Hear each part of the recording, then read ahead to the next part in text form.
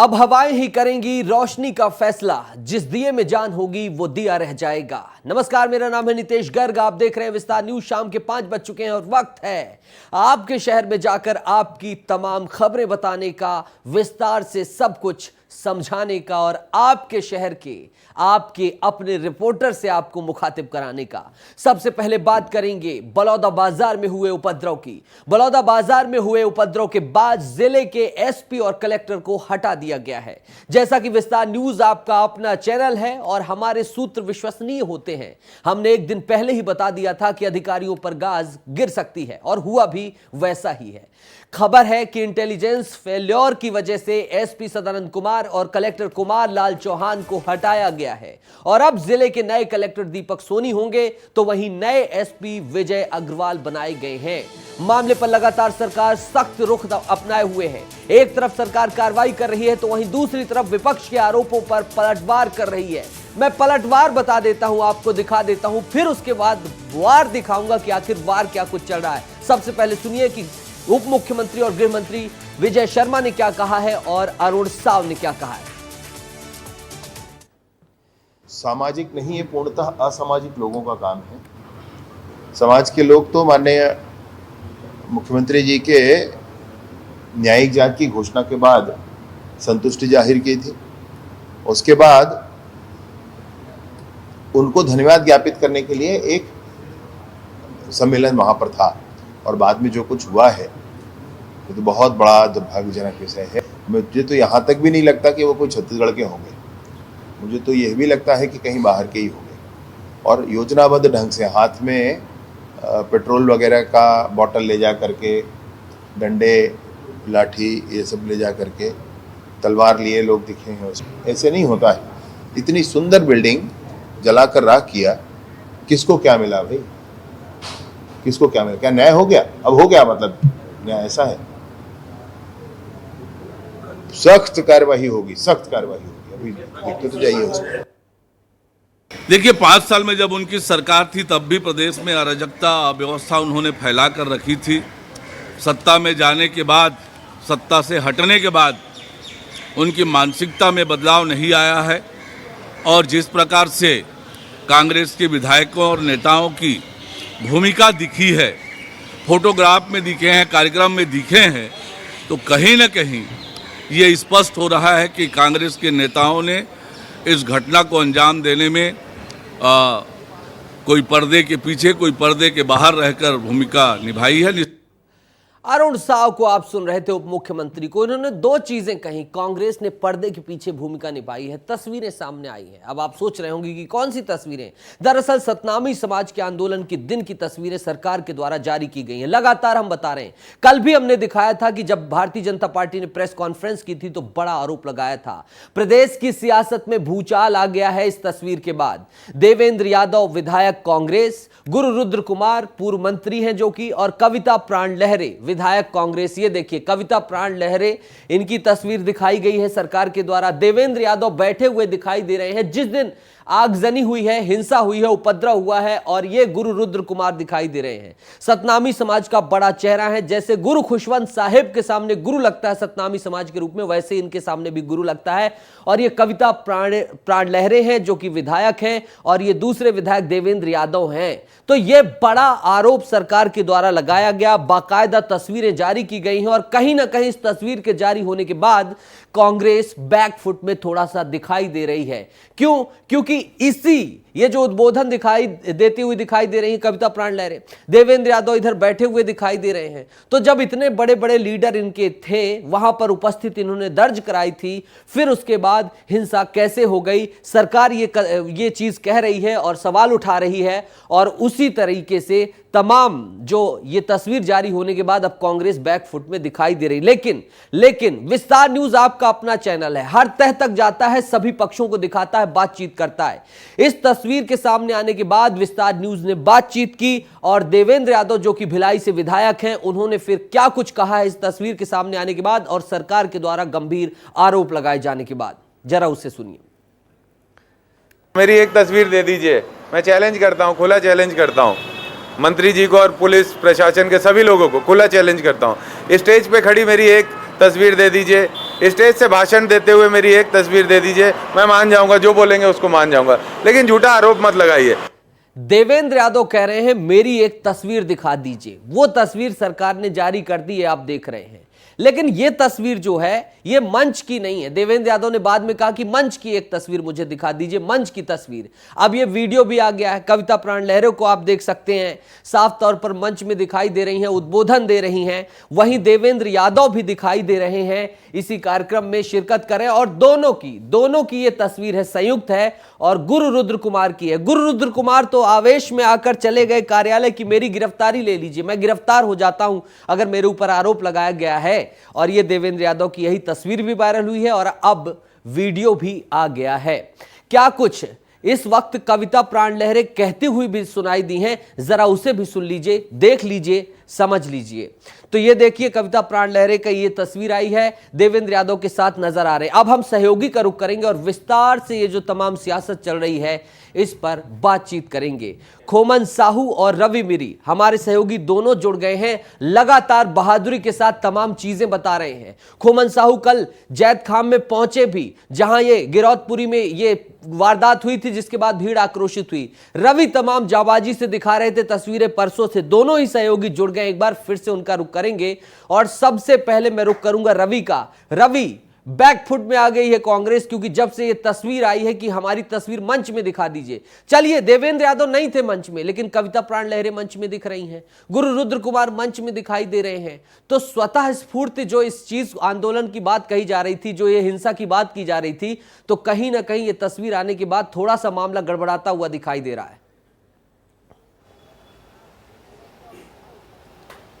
नीतीश, सभी नेता ये कह रहे हैं कि जब उग्र आंदोलन हुआ उस समय वो सभी नेता अपने अपने घर वापस लौट चुके थे, लेकिन कविता प्राण लहरे का जो वीडियो सामने आया, इस वीडियो को वो खुद जारी कर रही है और कह रही है कि मैं शांति की अपील कर रही थी। लेकिन उस तस्वीर की बारीकियों से देखें तो एक चीज़ समझ में आता है कि बगल में ही फायर ब्रिगेड की गाड़ी है और फायर ब्रिगेड की गाड़ी में उपद्रवी लगातार डंडा चला रहे हैं, पत्थर मार रहे हैं, और एक विधायक है, विधायक के ठीक सामने उपद्रवी इस तरह की हरकत कर रहे हैं, सरकारी संपत्ति को नुकसान पहुंचा रहे हैं, उपद्रव कर रहे हैं, और कविता प्राण लहरे उनको रोकती नहीं है। ये बहुत बड़ा सवाल है, ये सवाल उनसे पूछा जाना चाहिए। और न्याय के मामले में जब जांच हो रही है तो उनसे सवाल पूछा जाएगा भी कि आप वहां पर मौजूद थी तो आपने रोका क्यों नहीं, आपने रोका क्यों नहीं? क्योंकि समाज का जनप्रतिनिधि होना ये जिम्मेदारी उनके लिए होता है कि आप जब भी समाज के कार्यक्रम में जाते हैं, कोई भी उपद्रव होता है, कोई भी हिंसा होता है, तो पहली प्राथमिकता से आप उस हिंसा को रोकिए।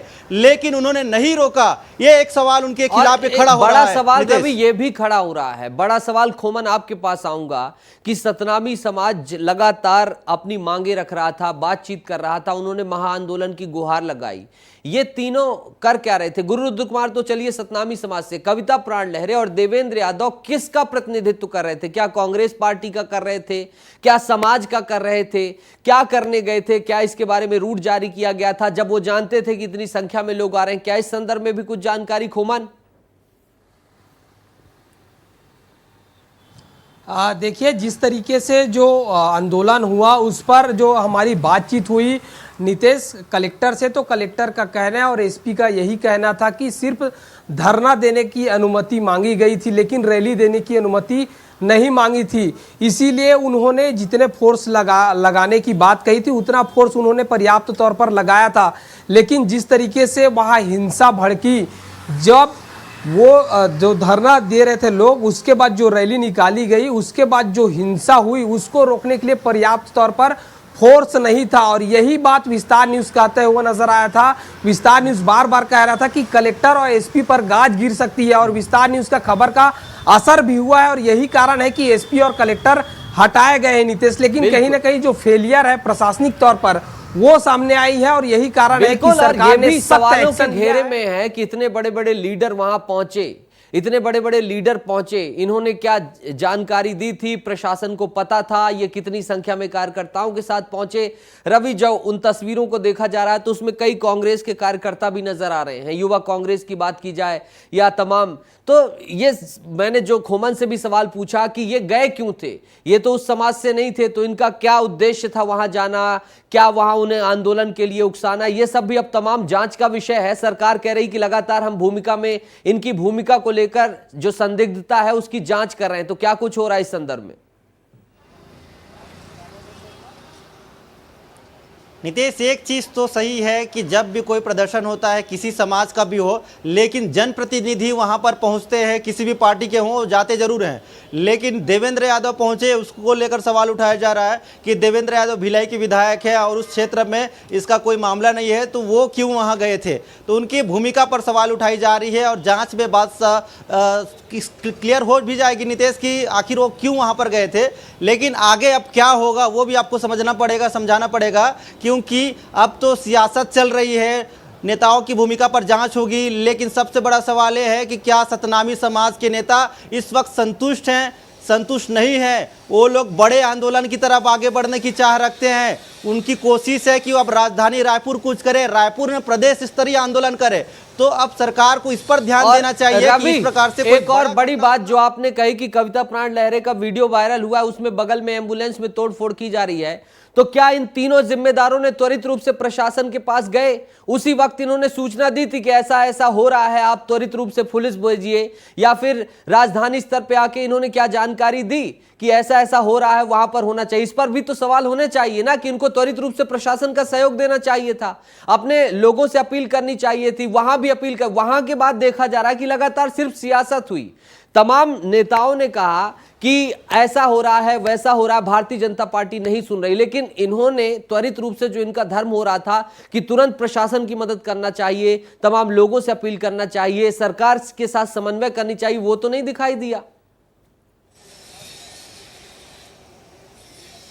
नितेश, ये सही कहा आपने। हर जनप्रतिनिधि की सबसे पहली प्राथमिकता ये होती है कि जब भी हिंसा की स्थिति आती है, जब भी कोई बवाल होने वाला लगता है, आशंका जताई जाती है, तो जनप्रतिनिधि को सबसे पहले सामने आना चाहिए, क्योंकि उन्हीं लोगों के जनप्रतिनिधि होते हैं और उन्हीं का अभी उपद्रव हो रहा है, तो उनको सामने खड़े होकर रोकना चाहिए, शांति की अपील करनी चाहिए। ढेर सारे सवाल हैं और इन सवालों के जवाब कब तक मिलेंगे ये देखना होगा। लेकिन आप दोनों युवा साथियों का बहुत बहुत शुक्रिया, आपने जो जोशीले अंदाज से और सही तथ्यों के साथ तार्किक रिपोर्टिंग की और जनता तक सभी बातें पहुंचाई।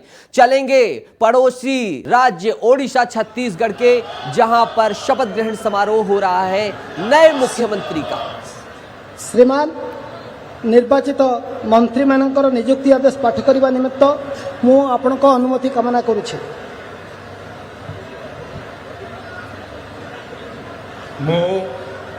प्रथमे उपमुख्यमंत्री श्री कनकवर्धन सिंह देव। मु कनकवर्धन सिंह देव ईश्वरंकर नारे शपथ करुछि जे मु विधि द्वारा प्रतिष्ठित भारतर संविधान प्रति श्रद्धा और निष्ठा रखिबी, भारतर सार्वभौमत्व अखंडता रक्षा करिबी, ओडिशा राज्यर उपमुख्यमंत्री रूपे मोर कर्तव्य श्रद्धा और शुद्ध अंतकरण रे निर्वाह करिबी एवं बिना भय व पक्षपात रे, बिना अनुराग व द्वेष रे सबु प्रकार लोकों प्रति संविधान और विधि अनुसार न्याय करिबी। मो कनकवर्धन सिंह देव ईश्वरंकर नारे शपथ करुछि जे जो विषय राज्यर उपमुख्यमंत्री रूपे मोर विचार को अणाजिब बा मते ज्ञात हेबो ताहाकू एपरी मंत्री रूपे मोर कर्तव्यर समुचित निर्भय निमित्त जेपरी आवश्यक हेबो तथ प्रत्यक्ष व परोक्ष भावे कौनसी व्यक्ति बा व्यक्ति मान को जनैबी नहीं बा प्रकट करिबी नहीं।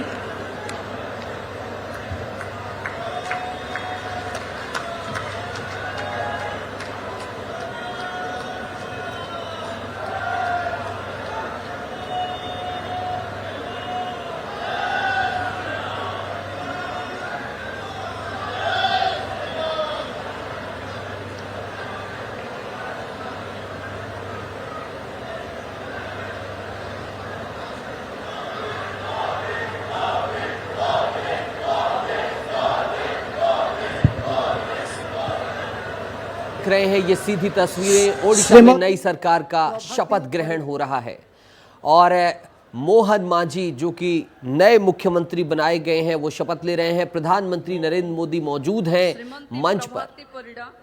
ईश्वर नाम शपथ करुअछि जे मु विधि द्वारा प्रतिष्ठित भारतर संविधान प्रति श्रद्धा और निष्ठा रखिबी, भारतर सार्वभौमत्व और अखंडता रक्षा करिबी, ओडिशा राज्यर उपमुख्यमंत्री रूपे मोर कर्तव्य श्रद्धा और शुद्ध अंतकरण रे निर्वाह करिबी एवं बिना भय बा पक्षपात रे बिना अनुराग बा देश रे सबु प्रकार लोकंक प्रति संविधान और विधि अनुसार न्याय करिबी।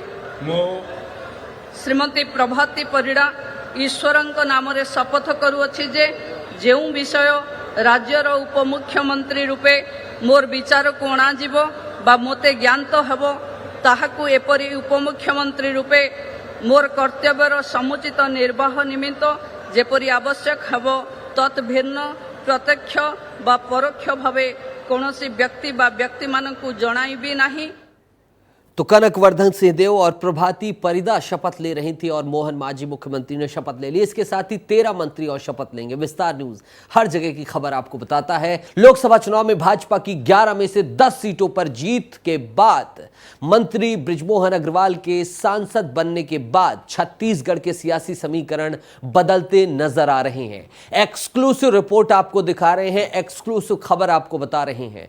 जो सियासी महकमे में चल रहा है अंदर खाने में चल रहा है। प्रदेश में मंत्री पद की एक सीट पहले से ही खाली है। बृजमोहन अग्रवाल के इस्तीफा देने के बाद 2 मंत्री पद रिक्त हो जाएंगे, जिसे पूरा करने के लिए दावेदार अलग अलग तरीके से समीकरण बिठाने में जुट गए हैं। खबर है कि मंत्री पद के लिए 3 स्तर पर लॉबिंग हो रही है, जिसमें केंद्रीय संगठन, प्रदेश संगठन और दावेदार शामिल हैं। विस्तार न्यूज आपको विस्तार से खबर बताता है और आपको अब बताते हैं कि मंत्री पद के लिए क्या समीकरण बन रहे हैं, किस दावेदार को किस फॉर्मूले के तहत सेट करने की कोशिश की जा रही है।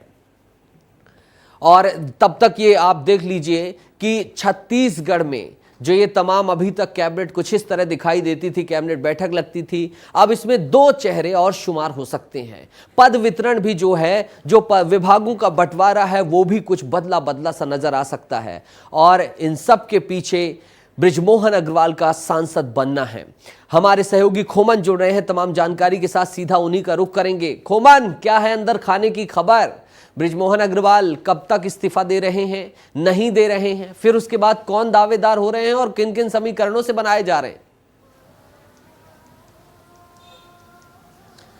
देखिए नीतेश, अगर नामों की बात करेंगे तो एक लंबी फेहरिस्त है इसके पीछे, क्योंकि बहुत सारे ऐसे दिग्गज हैं जिनको कैबिनेट में जगह नहीं मिली थी। अब जब जगह मिलने जा रही है तो उस पर कई ऐसे नाम है, चाहे पूर्व मंत्री अजय चंद्राकर की बात की जाए, पूर्व मंत्री राजेश मूणत की बात की जाए, या लता उसेंडी जो पूर्व मंत्री रही जो बस्तर से आती है।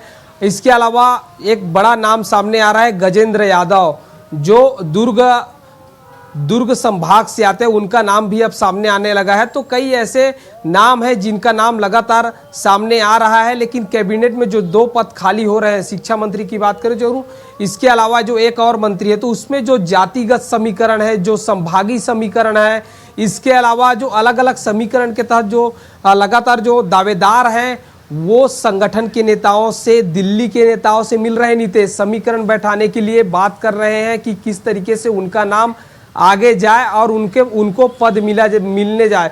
और यही कारण है कि रायपुर संभाग की बात की जाए तो रायपुर संभाग में बृजमोहन अग्रवाल मंत्री पद से अब इस्तीफा देंगे तो रायपुर संभाग से ही एक मंत्री जो है साय कैबिनेट में आने वाला है। अगर इसमें नाम अगर बात की जाए तो अजय चंद्राकर भी हो सकते हैं, राजेश मूणत भी हो सकते हैं, ऐसे कई नाम हैं। लेकिन हमने पिछले कई दिनों से देखा है कि चाहे मुख्यमंत्री की बात करूं, चाहे मंत्री पद की बात करूं, या संगठन में नेताओं की बात करूं, हर बार भारतीय जनता पार्टी का जो नाम सामने आता है वो चौंकाने वाला होता है। पिछले कुछ दिनों पहले आपने देखा कि सभी लोग कयास ये लगाए जा रहे थे केंद्रीय मंत्री बृजमोहन अग्रवाल बनेंगे, संतोष पांडे बनेंगे, बनाया किसे गया? तोखन साहू को। तो इस बार फिर मंत्री पद के लिए फिर से नया नाम और इस बार चौंकाने वाला नाम सामने आएगा। नीतेश, छत्तीसगढ़ के बिलासपुर में 95 साल की एक विधवा ललिता देवी 1000 किलोमीटर दूर यानी कि छत्तीसगढ़ के बिलासपुर से उत्तर प्रदेश के बलिया पेंशन लेने जाती हैं। ये द्वितीय विश्व युद्ध के सैनिक रहे रणजीत सिंह की पत्नी हैं। सबसे बड़ी बात यह है कि यह सफर उन्हें हर 3 महीने में पूरा करना पड़ता है, क्योंकि जिला सैनिक कल्याण बोर्ड बलिया के अधिकारी उनसे जीवित प्रमाण पत्र मांगते हैं जीवन का। पिछले 18 सालों से उन्हें यह तकलीफ उठानी पड़ रही है। ललिता देवी के बेटे राजेंद्र सिंह भी आंखों से दिव्यांग हैं। ललिता देवी का कहना है कि बिलासपुर के जिला सैनिक कल्याण बोर्ड के अधिकारियों से कई सालों से गुहार लगाई गई है, लेकिन किसी तरह का सहयोग नहीं मिल रहा है।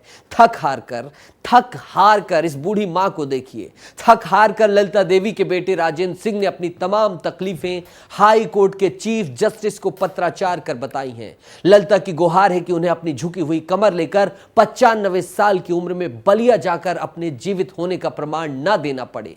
जिला सैनिक कल्याण बोर्ड बिलासपुर यहीं से एनओसी भेज दे, जो कि नहीं भेजी जा रही है और पहले कुछ समय के लिए भेजी गई थी। जो पेंशनर है उनको हर 3 महीने में जीवित होने का प्रमाण पत्र भेजना पड़ता है। तो मैंने जिला सैनिक कल्याण बोर्ड के अफसर से चर्चा किया है, तो मंगलवार को अगर पेंशनर आ जाएगी तो उसका जीवित प्रमाण पत्र भेज देंगे और उसके बाद से उनका पेंशन मिलना प्रारंभ हो जाएगा। आशीष हमारे सहयोगी जुड़ गए हैं, सीधा उन्हीं का रुख करेंगे। ऐसी अलग और अनोखी खबर सिर्फ विस्तार न्यूज ही आपको बता देता है। आशीष, क्या द्वितीय विश्व युद्ध में ये नेताजी की तरफ से लड़े थे? कुछ ऐसी भी जानकारी निकल कर आई है क्या? थोड़ा सा वो बता दीजिएगा, और फिर इनकी तकलीफ क्यों नहीं दूर कर रहे हैं ये बता दीजिए। नितेश, सबसे बड़ी बात मैं बताना चाहता हूं इस पूरे वाकये में कि द्वितीय विश्व युद्ध में जो रणजीत सिंह हैं वे सैनिक रहे हैं और राजपूत रेजिमेंट में उन्होंने बतौर अपना जीवन जो है वतन के लिए दिया हुआ है। दूसरा जो एंगल है इस पूरी खबर का वो ललिता देवी हैं। ललिता देवी का हाल आप देख रहे होंगे, जो तस्वीरें और जो वीडियो हमने आपको शेयर की है वो चलने की हालत में नहीं है, आंखों से कम दिखाई देता है, सुनाई तो बिल्कुल भी नहीं देता है। और ऐसी ही हालत उनके बेटे की है 69 साल के, और खुद ललिता देवी 95 साल की हैं, जो हर 3 से 4 महीने में बलिया जाते हैं 1000 किलोमीटर का सफ़र कर। और दूसरी जो बात है कि सबसे बड़ी लापरवाही नितेश इसमें बिलासपुर के जो जिला सैनिक कल्याण बोर्ड के अधिकारी हैं, विशेष रूप से जो आशीष पांडे हैं जिला सैनिक कल्याण बोर्ड के अधिकारी, उनकी ये जिम्मेदारी है कि वे जो है हर 3 से 6 महीने में उनके जीवित होने का जो एक प्रमाण पत्र है, एक जो एनओसी है वो बलिया भेजें, ताकि उनके अकाउंट में उनका जो हक है, उनके पति जो गुजर गए हैं उनका पैसा उन्हें मिल सके। लेकिन ये बड़ा दुर्भाग्य है कि सोचिए आशीष, जिन्होंने अपना पूरा आशीष सोचिए, 80 साल से ज्यादा उम्र के लोगों का वोट घर में डलवाया गया है, लेकिन इनके जीने के लिए जो पेंशन जरूरी है उसके लिए प्रमाण पत्र देने बलिया जाना पड़ रहा है। ये आशीष जी, आशीष पांडे को नहीं समझ में आ रहा।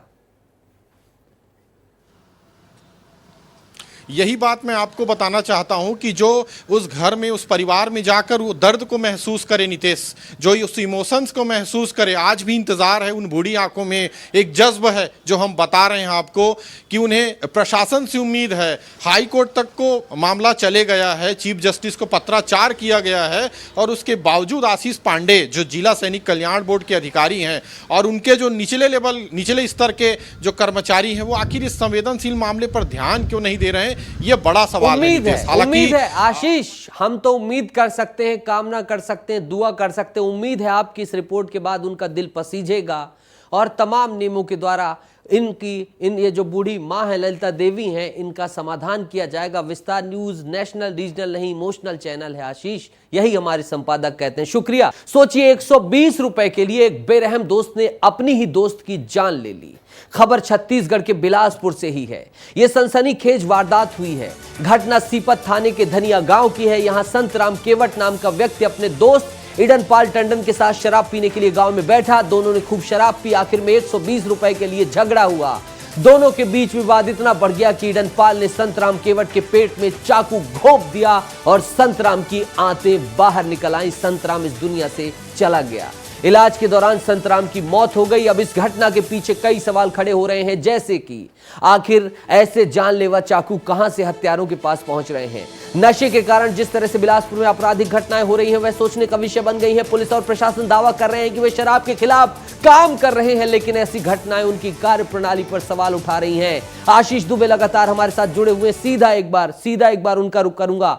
आशीष, ऐसे ये जो धारदार हथियार हैं ये लगातार ऐसी घटनाओं पर सवाल खड़े कर रहे हैं, शराब को लेकर हो, खुले में शराब को लेकर हो, और फिर पुलिस की कार्यप्रणाली, गश्ती पर भी सवाल उठा रहे हैं। क्या कुछ हुआ है जरा संक्षिप्त में बता दीजिएगा, वक्त कम है, और अब पुलिस क्या कर रही है ऐसी घटनाओं से आगे ना हो उससे निजात पाने के लिए।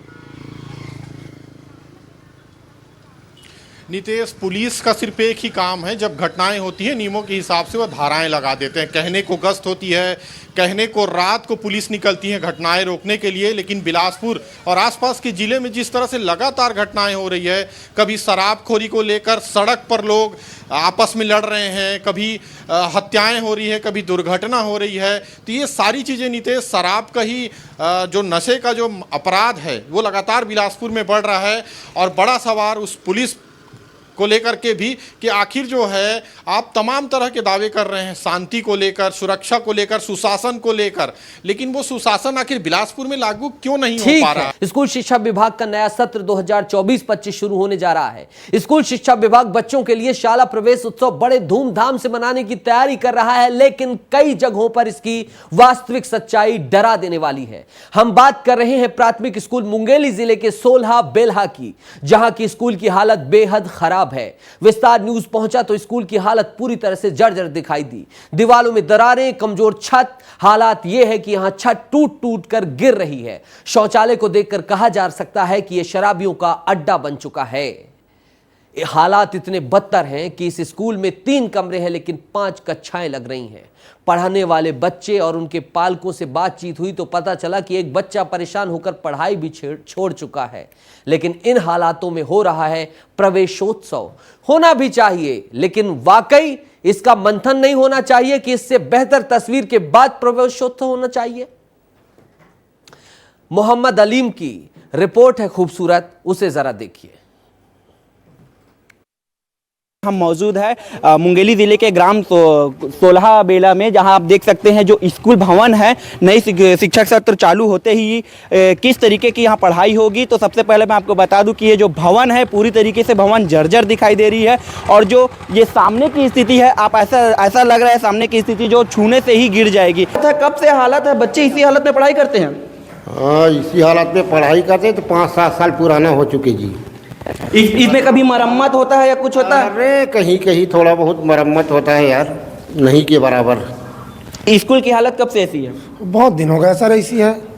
तो आप लोगों ने इसके लिए कभी सरपंच को या यहाँ टीचरों को बोला है? बोले हैं सर, ध्यान नहीं देते हैं। क्यों नहीं बोलेंगे भाई, बोलते हैं। ये तो पूरा जर्जर हो गया स्कूल। यहाँ तो अभी बरसात में पानी टपके गए ऊपर से छत से।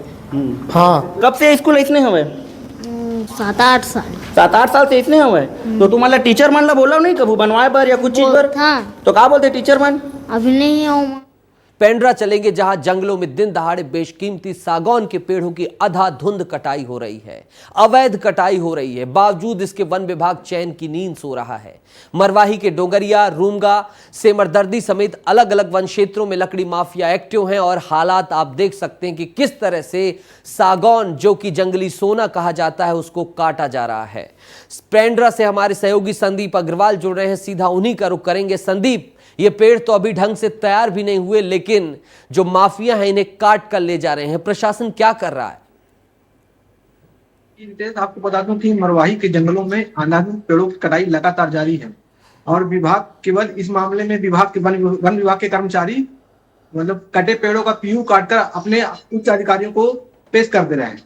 इसके अलावा बता दूं आपको कि मरवाही वन मंडल के रूमगा, सेमरदर्री, डोंगरिया समेत कई रेंजों में सागौन के वृक्षों की कटाई मतलब चल रही है, और इन पेड़ों की केवल मतलब खाना पूर्ति के नाम पे पीयू पेश कर रहा है। ऐसे में जंगलों की अंधाधुंध कटाई और बड़ी संख्या में इंसानी दखल से वन्य जीव आबादी वाले क्षेत्रों की ओर पलायन कर रहे हैं, जिससे वन्य जीव और मानव मुठभेड़ के मामलों में भी इजाफा हुआ है। संदीप भाई, वन विभाग क्या कह रहा है? क्या कह रहा है वन विभाग? क्यों नहीं रोक पा रहा है? जी आपको बता दूं कि मरवाही में पेड़ों की कटाई के मामले को लेकर जब हमने मरवाही वन परिक्षेत्र के दफ्तर में पहुंचे तो वहां मरवाही वन परिक्षेत्र रेंजर का दफ्तर हमेशा की तरह आज भी बंद मिला। और जब हमने इसके बाद डीएफओ कार्यालय जाकर अधिकारियों को इस मामले में उनका पक्ष जानना चाहा तो डीएफओ भी अपने मतलब डीएफओ ने हमारा फोन नहीं उठाया। इसके अलावा अधिकारी डीएफओ अपने कार्यालय में बैठे नजर नहीं आए, हमेशा की तरह वो आज भी बैठे नजर नहीं आए। हिंदी में एमबीबीएस की पढ़ाई होगी ये करने वाला मध्य प्रदेश देश का पहला राज्य बना था। अब मध्य प्रदेश ने कुछ ऐसा फिर से किया है, कुछ अलग और अनूठा। मध्य प्रदेश में सरकारी और निजी मेडिकल कॉलेज के छात्रों के लिए बड़ी खबर है ये। अगले सत्र से एमबीबीएस बीडीएस करने वाले छात्रों को बॉन्ड नहीं भरना होगा। पहले इन मेडिकल छात्रों को 30 लाख रुपए का लिविंग बॉन्ड भरना होता था। स्टूडेंट्स के हित में सरकार ने एक नया फैसला लिया है। सरकारी और निजी मेडिकल छात्रों में कॉलेज जो हैं, मेडिकल कॉलेज के जो छात्र हैं, कोई भी छात्र एमबीबीएस और बीडीएस की पढ़ाई किसी कारण से बीच में छोड़ता था तो उसे 30 लाख रुपए का बॉन्ड देना पड़ता था। 30 लाख रुपए डूबते थे, अब नहीं डूबेंगे। आगामी सत्र की काउंसलिंग से पहले ये तमाम प्रक्रिया कर ली जाएगी और आगामी सत्र से इसका पालन कर लिया जाएगा। ऐसा करने वाला देश का पहला राज्य होगा मध्य प्रदेश। और ये जो राहत की खबर है वो टीवी स्क्रीन पर देख ही रहे हैं, लेकिन राहत क्यों दी गई ये सब कुछ समझने के लिए, जानने के लिए हम अपने सहयोगी वरिष्ठ संवाददाता अंचल शुक्ला जी का रुख करेंगे। अंचल जी, क्यों लिया गया ये फैसला? 30 लाख रुपए बॉन्ड का प्रावधान क्यों था? अब उसे खत्म किस बिनाद पर किया गया है? क्या है ये सारी चीजें? देखिए, ऐसा करने वाला देश का पहला राज्य बन गया है मध्य प्रदेश। दरअसल होता यह था कि जो बीडीएस और एमबीबीएस करने के लिए जो छात्र आते थे, किसी कारण बस उन्हें बीच में ये पढ़ाई छोड़नी पड़ जाती थी, तो उसी के लिए ये बॉन्ड भराया जाता था 30 लाख रुपए का। और अगर वो ऐसी स्थिति होती थी कि वो किसी कारण से उन्हें डिग्री छोड़नी पड़े तो ये पैसा जो है तो वो उनको वापस नहीं होता था। लेकिन अब जो नई काउंसलिंग हो रही है और इस काउंसलिंग में जो छात्र एमबीबीएस या बीडीएस की पढ़ाई करने के लिए आ रहे हैं और एडमिशन लेते हैं तो उनसे ये 30 लाख रुपए का बॉन्ड नहीं भराया जाएगा। अगर वो बीच में भी किसी कारणवश अगर नहीं पढ़ाई कर पाते, बीच में छोड़नी पड़ जाती है, तो उन्हें इस राशि का भुगतान नहीं करना पड़ेगा। और मैं आपको बताऊं कि देश में मध्य प्रदेश ऐसा राज्य, पहला ऐसा राज्य बन गया है जिसने मेडिकल की पढ़ाई करने वाले छात्र छात्राओं के लिए ये विशेष प्रावधान लाया है, जिससे काफी जो समस्याएं होती थी स्टूडेंट्स को, कई बार ऐसा होता था कि असमंजस की स्थिति होती थी, करें कि ना करें, करें कि ना करें, तो वो स्थिति अब निश्चित रूप से इस 30 लाख रुपए के बॉन्ड न भराए जाने से एकदम साफ हो गई है। अब छात्र बेफिक्र मन से जो है तो अपनी पढ़ाई कर पाएंगे और सरकार को उन्हें 30 लाख रुपए का ड्राफ्ट भी जो है बॉन्डिंग नहीं करनी पड़ेगी। नितेश, बहुत बहुत शुक्रिया, बहुत बहुत शुक्रिया इस खुशखबरी वाली खबर को तमाम जो छात्र हैं उन्हें बताने के लिए। अंचल जी, बहुत बहुत धन्यवाद। गुना से सांसद निर्वाचित होने के बाद ज्योतिरादित्य सिंधिया की राज्यसभा की सीट रिक्त हो गई है, खाली हो गई है। अब इस रिक्त सीट पर उपचुनाव होंगे। विधानसभा में संख्या के हिसाब से खाली होने वाली राज्यसभा की सीट फिर भाजपा के खाते में जाना तो तय ही है। बीजेपी सूत्रों का कहना है कि पार्टी एक बार फिर जातीय समीकरण को ध्यान में रखकर उम्मीदवार तय करेगी। फरवरी में हुए राज्यसभा चुनाव में भाजपा ने दलित, ओबीसी और महिला कार्ड खेला था। इस बार ठाकुर या ब्राह्मण कोटे से यह पद भरे जाने की संभावना है। और इस महत्वपूर्ण विषय पर विश्लेषण देने के लिए, बातचीत करने के लिए स्टेट ब्यूरो श्याम सिंह तोमर जी हमारे साथ जुड़े हुए हैं। सीधा उन्हीं का रुख करेंगे। श्याम जी, वीडी शर्मा जी के मंत्रालय में जाने की तमाम खबरें थी, कैबिनेट में जाने की, मोदी कैबिनेट में नहीं पहुंच पाए। अब ब्राह्मण ठाकुर खोटे की बात हो रही है। कौन कौन वो चेहरे हो सकते हैं, या फिर जो मंत्री बन गए हैं कहीं से सांसद नहीं है उन्हीं को बिठा दिया जाएगा? देखिए, जो अभी अंदर खाने चल रहा है उसमें तो दो नाम बहुत अहम है। एक केपी यादव का है, क्योंकि अमित जब यहाँ पर आए थे तो उन्होंने ये कहा था कि केपी यादव ने क्योंकि अपनी सीट छोड़ी है, ज्योतिरादित्य को वहाँ से लड़ाया गया था, तो उसके बाद ये लगभग तय माना जा रहा था। लेकिन वक्त के साथ राजनीति में बहुत कुछ बदल जाता है। दूसरा नाम डॉक्टर नरोत्तम मिश्रा का है, क्योंकि उन्होंने काफ़ी कुछ काम किया है, रिकॉर्ड तोड़ लोगों को लाए हैं कांग्रेस से तोड़कर, तो उसका भी क्रेडिट उनको जाता ही है। और क्योंकि 29 के 29 कमल खिले हैं, तो कहीं ना कहीं ये दो चेहरे बहुत अहम हो जाते हैं राज्यसभा में भेजने के लिए। दूसरा, आपने वीडी शर्मा का नाम लिया। वीडी शर्मा का दूसरा कार्यकाल पूरा हो चुका है, अब जो भी है बोनस दिन जो है वो काम कर रहे हैं, तो ऐसे में इस कुर्सी पर भी किसी न किसी को बैठाना होगा, और वो कहीं ना कहीं राज्यसभा या लोकसभा से सांसद होना बहुत ज़रूरी है, अनिवार्य है, तभी जो है उस कुर्सी पर भी कोई सुयोग्य चेहरा मिल पाएगा। बहरहाल देखना होगा किसे बिठाया जाता है। माफी चाहूंगा, वक्त कम है श्याम जी, आपसे विदा लेनी होगी। बहुत बहुत शुक्रिया इस तमाम जानकारी के लिए। मध्य प्रदेश नर्सिंग कॉलेज फर्जीवाड़ा मामले में एक के बाद एक कई खुलासे हो रहे हैं। अब मामले में एक और बड़ा खुलासा हुआ है कि प्रदेश के 13 कॉलेज में नर्सिंग काउंसिल द्वारा मार्कशीट भेजी गई थी, लेकिन हैरानी वाली बात यह है कि इसे लेने वाला कोई मिला ही नहीं इन मार्कशीटों को लेने वाला। इनमें से अधिकतर कॉलेज सुटेबल की लिस्ट में भी शामिल हैं। कोर्ट ने फैसला दिया, कोर्ट ने जांच कराई, लिस्ट बनाई, सुटेबल कॉलेज बनाए और इन लिस्ट में वो लोग हैं जहां कोई मार्कशीट लेने वाला ही नहीं है। कॉलेजों के नाम सुन लीजिए: SR nursing college Hoshangabad, Amaltas nursing college Dewas, Sanjeevani nursing college Barwani suitable list में शामिल है। एनएसवाई मेडिकल विंग के रवि परमार ने बताया कि जीएनएम फर्स्ट ईयर की मार्कशीट नर्सिंग काउंसिल द्वारा स्पीड पोस्ट कार्ड से भेजी गई थी, लेकिन 13 कॉलेजों में कोई जिम्मेदार अधिकारी मिले ही नहीं, जिसके बाद मार्कशीट वापस नर्सिंग रजिस्ट्रेशन काउंसिल भोपाल आई। नर्सिंग काउंसिल की तरफ से कॉलेज के जिम्मेदारों को निर्देश देते हुए जल्द से जल्द भोपाल आकर मार्कशीट कलेक्ट करने को कहा गया है। अब सवाल है कि मार्कशीट कलेक्ट नहीं करने के बाद कई तरह से सवाल खड़े हो गए।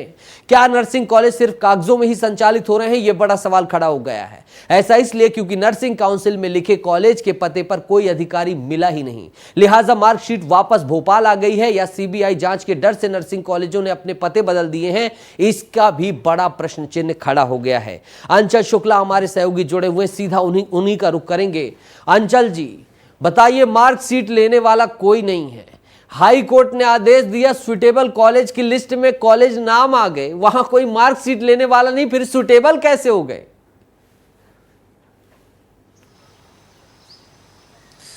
नितेश, यही है, इसी को कहते हैं घपला और घोटाला। और देखिए, मुझे लगता है बीते वर्षों में ये आज जो वर्तमान का जो सबसे बड़ा मुद्दा है वो नर्सिंग कॉलेज घोटाला है, और लगातार इसकी बात उठ रही थी। और ये देखिए किस तरीके से इसमें एक अहम खुलासा हुआ है कि काउंसिल द्वारा सुटेबल कॉलेजों को स्पीड पोस्ट द्वारा मार्कशीट भेजी गई, लेकिन उसे ही कोई लेने वाला नहीं है। कुल मिला के कागजों पर संचालित हो रहे थे नर्सिंग कॉलेज।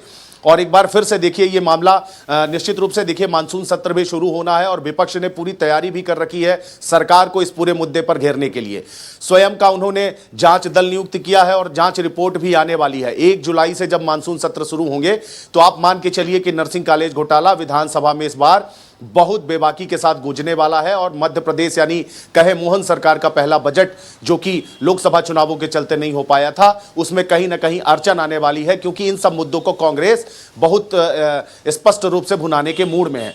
और अभी इस पे जिस तरीके से खुलासा हुआ है कि स्पीड पोस्ट से भेजी गई मार्कशीट लेने वाला कोई वहां जिम्मेदारी नहीं है, तो फिर आदेश करना पड़ा काउंसिल को कि भैया आओ और ले जाओ, कहाँ है आपके स्टूडेंट, कहाँ है आपके विद्यार्थी, वो नाम जिनकी मार्कशीट भेजी गई है। तो निश्चित रूप से अभी इसमें बड़ी जांच होगी, इसके बाद और स्पष्ट होगा, और ये परत दर परत प्याज के पत्ते की तरह खुल रहा है। साफ हो गया है कि जैसा आपने बताया कि सत्र में यह मुद्दा बहुत गूंजने वाला है। शुक्रिया अंचल जी, शुक्रिया जुड़ने के लिए और महत्वपूर्ण जानकारी शेयर करने के लिए, साझा करने के लिए। अब कई जिलों में बारिश का पूर्वानुमान जारी किया गया है, उसकी बात कर लेते हैं। राजधानी भोपाल के अलावा जबलपुर, शहडोल, शिवपुरी, रायसेन, विदिशा, दमोह और सागर में बारिश की संभावना है, जहां कुछ शहरों में गरज चमक के साथ धूल भरी आंधी चलने और बारिश की आशंका जताई जा रही है। श्याम सिंह तोमर जी हमारे साथ लगातार जुड़े हुए हैं। श्याम जी, क्या कुछ कह रहा है मौसम विभाग, क्या कुछ कह रहा है अपडेट? देखिए, जो हवाएं आ रही हैं वो तो छत्तीसगढ़ से ही मध्य प्रदेश में आती हैं। मुझे लगता है आपके वहाँ पूर्वानुमान के हिसाब से तरबतर हो चुका होगा मानसून, या होने वाला होगा। हमारे यहाँ भी तस्वीर यही है कि अगले कुछ घंटों में पूर्वानुमान के हिसाब से मानसून दस्तक दे देगा। तो ऐसे में ये प्री मानसून की बारिश है जो कई जिलों को तरबतर कर रही है। भोपाल का जो मौसम है वो भी सुकूनदायक हो गया है, ठंडी हवाएं यहाँ चल रही हैं और किसी भी पल जो है बारिश हो सकती है, छीटा छाटी हो सकती है। यहाँ बंगाल की खाड़ी का मानसून भी आ जाता है और दक्षिण पश्चिम का भी आ जाता है। वहाँ ज़्यादा प्रचंड दक्षिण पश्चिम का होता है, इसलिए जानकारी आपकी ज़्यादा महत्वपूर्ण हो जाती है। श्याम जी, बहुत बहुत शुक्रिया जुड़ने के लिए और तमाम जानकारी साझा करने के लिए। लव जिहाद और दुष्कर्म का आरोपी राहुल उर्फ जफर देर रात परदेशीपुरा थाने से फरार हो गया। फरार होने पर हिंदू संगठन के पदाधिकारियों और कार्यकर्ताओं ने थाने का घेराव किया। कार्यकर्ताओं ने पुलिस पर आरोप लगाया कि पैसे लेकर भगा दिया गया लव जिहाद के आरोपी को। हिंदू संगठन के कार्यकर्ताओं ने आरोपी को पकड़कर पुलिस को सौंपा था। था। हिंदूवादी कार्यकर्ताओं का आरोप है कि थाना प्रभारी हिंदू विरोधी है। वहीं पीड़िता का कहना है कि आरोपी परिवार को जान से मारने की धमकी देता है। विषय ऐसा है कि 376 का एक अपराधी जफर नाम का, जिस पे 376 पीड़िता ने अपना की रिपोर्ट पर धारा 376 और अन्य धाराओं में मध्य प्रदेश जो धार्मिक स्वतंत्रता अधिनियम उसकी जो एक्ट्स हैं उसके अंतर्गत एफआईआर की गई। किसी जो एक व्यक्ति ने उससे अपना नाम बदलकर उससे दोस्ती की और बाद में शादी के नाम पर झांसा देखते हुए उसके साथ में बलात्कार भी किया, धमकाया भी धर्म बदलने को लेकर के। इन सभी जो सेक्शंस में एफआईआर की गई थी कि ये दोनों ही मतलब जो पीड़िता भी शादीशुदा है और जो आरोपी है वो भी शादीशुदा है। पुनीत विजयवर्गीय मेरे साथ जुड़ गए। पूर्व मुख्यमंत्री शिवराज सिंह चौहान भी इस मुद्दे पर मुखर थे। वर्तमान मुख्यमंत्री डॉक्टर मोहन यादव भी मुखर हैं। पुनीत, परदेशीपुरा थाने की पुलिस क्या कर रही है? सफलता मिली क्या? अभी भी फरार है? और ये फरार हुआ तो कैसे हो गया पुनीत भाई? बिल्कुल, देखिए फरार तो हो गया, इसकी जानकारी पुलिस वाले भी देने को तैयार नहीं है कि कैसे वो फरार हो गया है। अभी तक पुलिस के हाथ भी नहीं चढ़ा है। यह आरोपी काफ़ी शातिर है। राहुल नाम अपना बताकर पीड़िता से मिला था, लेकिन बाद में पता चला कि ये जफर है। जफर का पता चलने के बाद वो लगातार पीड़िता को और उसके परिजनों को परेशान कर रहा है। उसके चलते पीड़िता अपने कई बार मकान भी बदल चुकी है। जब उसकी परेशानी काफ़ी हद तक बढ़ गई तो पीड़िता शिकायत करने परदेशीपुरा थाने पर पहुंची थी, लेकिन पुलिस ने 15 दिन तक उसकी एफआईआर भी नहीं की नितेश। इसके बाद हिंदूवादी संगठन आगे आए, उन्होंने मोर्चा खोला तो पुलिस ने एफआईआर दर्ज की। एफआईआर दर्ज करने के 15-20 दिन तक आरोपी को गिरफ्तार भी नहीं किया। उसके बाद पीड़िता ने खुद जानकारी देकर आरोपी को गिरफ्तार कराया। परसों रात को आरोपी को गिरफ्तार किया था। कल दिन भर वह थाने में रहा और कल देर रात वो थाने के लॉकअप से फरार हो गया। तो निश्चित तौर पर बताइए पुनीत, कितनी बड़ी घटना है ये। दुष्कर्म का एक आरोपी लॉकअप से फरार हो रहा है और परदेशीपुरा की पुलिस बात नहीं कर रही है। पूरे प्रदेश का तो हक है ना कि जाने कि परदेशीपुरा के लॉकअप से एक दुष्कर्म का आरोपी निकल गया है। बात क्यों नहीं कर रहे हैं वो लोग? बिल्कुल, देखिए, और यही वजह रहा कि आरोपी भाग गया तो बजरंग दल के कार्यकर्ताओं को थाने का घेराव करना पड़ा। जमकर नारेबाजी की गई और पूरा आरोप पुलिस पर लगाया गया। परदेशीपुरा पुलिस पर ही आरोप लगाया गया कि रुपया लेकर आरोपी को भगा दिया। 5 लाख रुपए का आरोप लगाया नितेश। 5 लाख रुपए बहुत बड़ा अमाउंट होता है। और अब पुलिस कहीं ना कहीं इस पूरे मामले पे बैकफुट है। बोल रहे हैं कि हम जांच करेंगे कौन वो लोग थे जो उस समय थाने पर ड्यूटी पे थे, जिनकी जिम्मेदारी थी ध्यान रखने का, जिनकी वजह से वो भाग गया। तो देखिए, लॉकअप से भागना बिल्कुल भी पॉसिबल ही नहीं है नितेश। फिर भी एक आरोपी जो बिल्कुल झूठ बोला जा रहा है। और पुनीत सीएम डॉक्टर मोहन यादव इस खबर को देखेंगे तो जरूर एक्शन लेंगे, क्योंकि सख्त प्रशासक के रूप में जाने जाते हैं। फिर भी ऐसी घटना हो गई। बिल्कुल, देखिए, उसके बावजूद इस तरह की घटनाएं हो रही है, जबकि पूरा शासन प्रशासन इस पूरे मामले को लेकर सख्त है। विशेष तौर पर सीएम डॉक्टर मोहन यादव तो शुरुआत से पहले दिन से इस पूरे मामले को लेकर अपनी नाराजगी और सख्ती जता चुके हैं। उसके बावजूद पुलिस का रवैया इस तरह का है। एक और बात मैं आपको बता दूं नितेश की जो परदेशीपुरा पुलिस है उस पर इस तरह के कई आरोप लगते रहे हैं। लव जिहाद के कई मामले वहां पर आते हैं। हर बार जब हिंदूवादी संगठन के लोग थाने का घेराव करते हैं उसके बाद एफआईआर दर्ज होती है। एक और बड़ी बात यह है कि पिछले दिनों पॉस्को के एक्ट में एक केस दर्ज हुआ था नाबालिग हिंदू लड़की के साथ लव जिहाद का और दुष्कर्म का वो मामला था। 5 दिन में आरोपी की जमानत हो गई नितेश, सिर्फ 5 दिन में। तो अपने आप में कितनी बड़ी बात है कि कितनी बड़ी बात है और कितनी लापरवाही हो रही है। उम्मीद है आपकी इस खबर के बाद, आपकी इस रिपोर्ट के बाद पुलिस जागेगी और उनके उच्च अधिकारी एक्शन लेंगे और उसे हवालात के पीछे जो आरोपी उसको भेजना सुनिश्चित करेंगे, न्याय देंगे। बहुत बहुत शुक्रिया जुड़ने के लिए, तमाम जानकारी साझा करने के लिए। रीवा के निवासियों को हवाई सेवा की सौगात मिलने जा रही है भैया। भोपाल से निकलने वाली फ्लाइट जबलपुर होते हुए रीवा पहुंचेगी, फिर रीवा से सिंगरौली जाएगी, सिंगरौली से फिर इसी फ्लाइट को वापस रीवा और रीवा से जबलपुर, जबलपुर से फिर भोपाल भेजा जाएगा। रीवा जिले के लिए बड़ी उपलब्धि है और हमारे सहयोगी विवेक तिवारी जुड़ गए हैं। सीधा उन्हीं का रुख करेंगे, बातचीत करेंगे।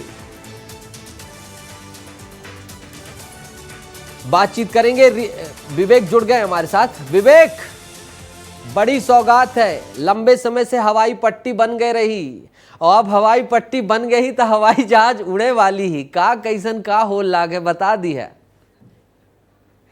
बिल्कुल लुढ़ी और ये कहेंगे क्योंकि लंबे प्रतीक्षा के बाद आज विंध्य के पंखों में उड़ान भरने वाले हैं, क्योंकि बड़े लंबे समय से इंतजार था कि कब ये फ्लाइट यहाँ से उड़ेगी और वो इंतजार अब खत्म होता हुआ दिख रहा है। जब रीवा से लेकर भोपाल और भोपाल से जबलपुर और सिंगरौली के लिए फ्लाइट उड़ान भरने जा रही है। ये पूरा प्रोजेक्ट लंबे समय से चल रहा था, जिसमें 306 एकड़ में यह पूरा एरिया बनाया गया है और लगभग 100 एकड़ का यह प्रोजेक्ट बनकर तैयार हो गया है। राज्य सरकार ने 265 करोड़ रुपए की निजी जमीन भी खरीदी है और ये पूरा प्रोजेक्ट खूबसूरत एयरपोर्ट बनकर तैयार हो गया। और कल मध्य प्रदेश के मुख्यमंत्री डॉक्टर मोहन यादव जब शुभारंभ करेंगे तो विंध्य के पंखों में आयाम के साथ साथ वो उड़ान भरेगा विंध्य, जिसमें रीवा, सतना और सीधी शहडोल तक के लोग यहाँ से आसानी से जबलपुर, भोपाल और सिंगरौली की यात्रा कर पाएंगे। नितेश, बहुत बहुत शुभकामनाएं। और आपने ये खबर पहुंचाई तमाम विंध्यवासियों के लिए खुशी है, और आप भी उड़कर अब पहुंच पाएंगे यहाँ तक, हमारे पास तक, उसके लिए भी बधाई। बहुत बहुत शुक्रिया विवेक। अब चलेंगे ग्वालियर। ग्वालियर में एक हैरान करने वाला मामला सामने आया है, जहां एक युवक ने एक नहीं बल्कि दो शादियां कर ली और उसके बाद दोनों ही पत्नियों को छोड़ दिया, जिसके बाद दोनों पत्नियों ने एसपी ऑफिस पहुंचकर अपने पति के खिलाफ मामला दर्ज कराया है और कार्रवाई की मांग की है। उन्होंने मेरे से पहली शादी करी थी और मेरा एक बच्चा है 4 साल का, और मतलब मेरे को कोरोना टाइम में उन्होंने घर से निकाल दिया था। और अभी मैं 9 तारीख को, 9 जून की बात है, मैं अपने भाई के साथ उनके घर गई तो उन्होंने कहा कि तू पैसा लेके नहीं आई, तो इसलिए मैंने 1 साल पहले ये शादी कर ली है। दूसरे मेरे से शादी कर ली, जबकि वो पहले से ही शादीशुदा था। उसने मुझे बताया नहीं, मेरे माँ बाप को भी नहीं बताया, धोखे में रख के शादी कर ली हमारे साथ। सीधे सीधे उसने 420 किए और अब हमसे बोलता है कि तू हमारा कुछ नहीं कर सकती। और थाने में जाते हैं सर तो हमारी FIR नहीं हो रही, परेशान करते हैं वो, और वो पैसे वैसे भर देता है सर, ये मुझे जानकारी नहीं है। थाना कौन सा है? थाना बोड़ापुर थाना है। वहाँ जाते हैं, बोलते हैं कि झांसी रोड में जाओ। झांसी रोड में जाते हैं तो वो लोग बोलते हैं कि आप बोड़ापुर में जाओ, ऐसे बोलते हैं। मेरे से शादी। अनिल गौर हमारे सहयोगी जुड़ गए। अनिल जी, लगातार ग्वालियर से अजीबोगरीब जो है खबरें आ रही हैं। कल भी उस महिला का देखा था, आज 2 महिलाओं का मामला आ गया। बताइए, एक महिला कह रही हैं उनकी FIR तक नहीं लिखते हैं, क्या कुछ हुआ है और कहाँ है अब वो पति? पहली बात तो कानूनन जुर्म है 2 शादी, और ये सब क्या हो गया?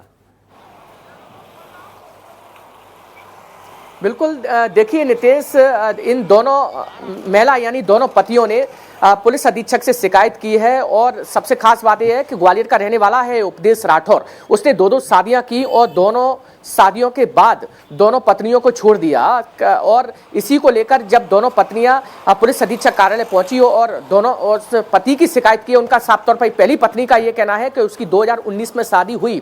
शादी के बाद जब कोविड काल आया तो उस दौरान उसने दहेज की मांग की और दहेज की मांग पूरी न होने के कारण वो लगातार उसके साथ मारपीट करता था और उसके बाद उसने छोड़ दिया। उसके बाद जब कानूनी जब लड़ाई जारी थी तो उसी दौरान उसने दूसरी शादी कर ली। जब पहली पत्नी को पता लगा तो उसके बाद उसने इस पुलिस से शिकायत की, लेकिन अभी तक कोई सुनवाई नहीं हुई। और उसके बाद जब दूसरी शादी हुई तो दूसरी पत्नी के साथ भी उसने मारपीट की। जब दोनों ही पत्नियां आपस में मिली और उसके बाद दोनों ही पुलिस अधीक्षक कार्यालय पहुंची, पुलिस अधीक्षक से गुहार लगाई है कि इसके ऊपर कहीं ना कहीं मामला दर्ज किया जाना चाहिए, क्योंकि उसने 420 की है। हालांकि पुलिस ने दोनों पत्नियों के आवेदन ले लिए हैं, जांच जारी है। पुलिस का कहना है कि कानूनी तरीके से जांच करने के बाद जो भी कार्रवाई होगी उस पति पर की जाएगी। नितेश, बिल्कुल, और उम्मीद है कि ये मामला सुलझाया जाएगा। अनिल, बहुत बहुत शुक्रिया जुड़ने के लिए और तमाम जानकारी साझा करने के लिए। किस तरह से न्याय के लिए कई बार संघर्ष करना पड़ता है, ये तस्वीर आपने देख ली। किस तरह से प्रशासन दीमक की तरह कई बार उसके अपने ही सिस्टम को नोचते हैं, ये भी आपने देख लिया। क्या कुछ राजनीति में होने वाला है, ये भी आपने देख लिया। और सब कुछ आपके शहर के आपके रिपोर्टर से आपने समझ लिया। दीजिए इजाजत, खबरों का सिलसिला लगातार जारी रहेगा। बने रहिए हमारे साथ, देखते रहिए आपका अपना चैनल विस्तार न्यूज़।